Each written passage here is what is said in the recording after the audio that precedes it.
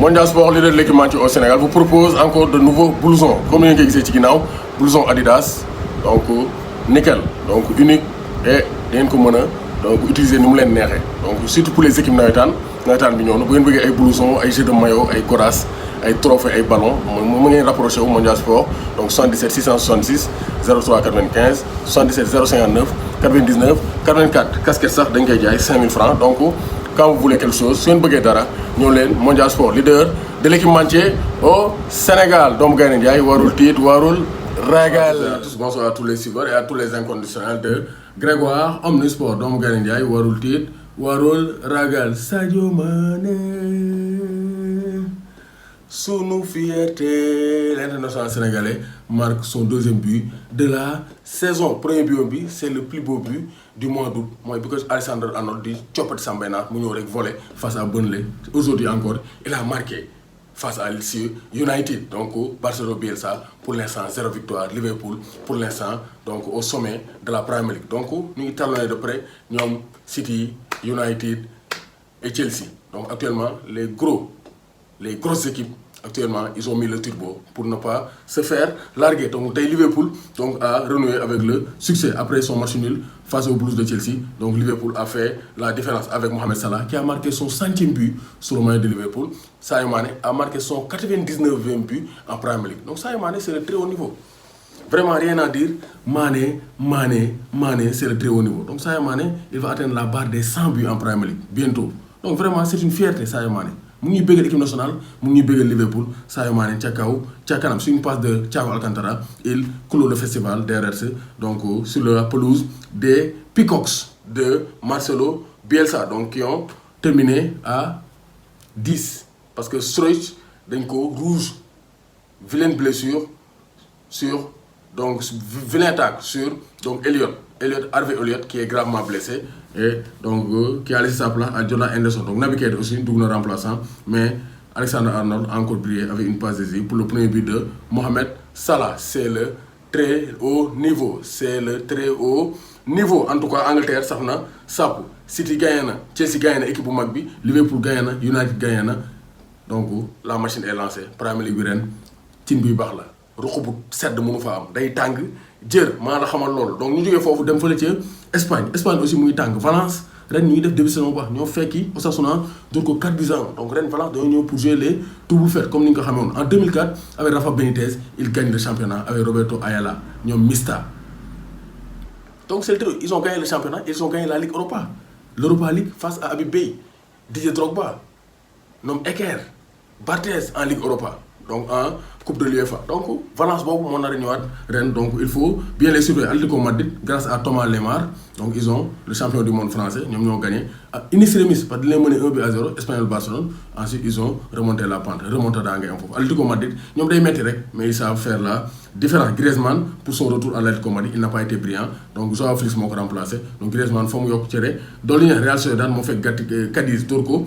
Donc 2-0. Real Sociedad. Donc Real Madrid, Celta Vigo, de mener. Mais avec, comme Nico Diouf dit, une équipe comme l'FC Barcelone, avec un grand joueur comme Lionel Messi, une équipe, une institution comme le Real Madrid, avec un grand joueur comme Karim Benzema.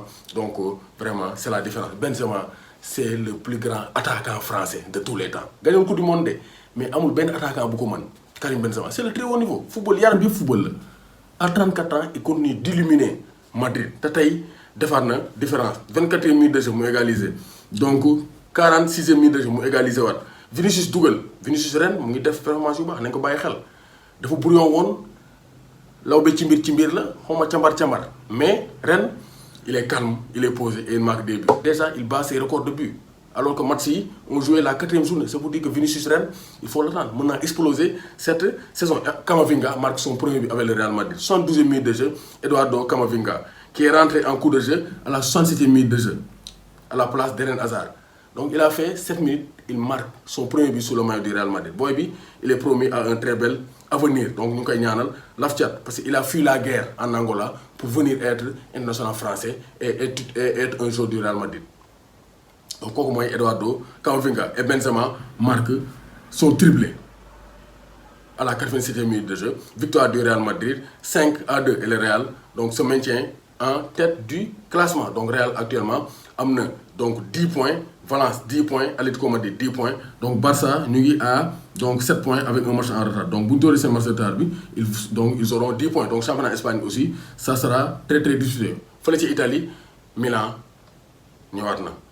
Là c'est Milan de Kaman Thiam, de Jim Momar, de Abdou Sall. Donc c'est le très haut niveau. Donc Milan a battu la Lazio 2-0. Donc vraiment, le Milan est de retour, le grand Milan. On entend le grand Milan d'Ancelotti. Donc sur la scène européenne, ce week-end, donc cette semaine, face à Liverpool. Donc demain, à ne pas rater, demain direct, on aura un direct pour lancer la Ligue des Champions. Donc demain à 20h. Voilà, demain 20h, 20h30, direct pour lancer la saison 2 Ligue des Champions. Donc Roma avec Mourinho aussi.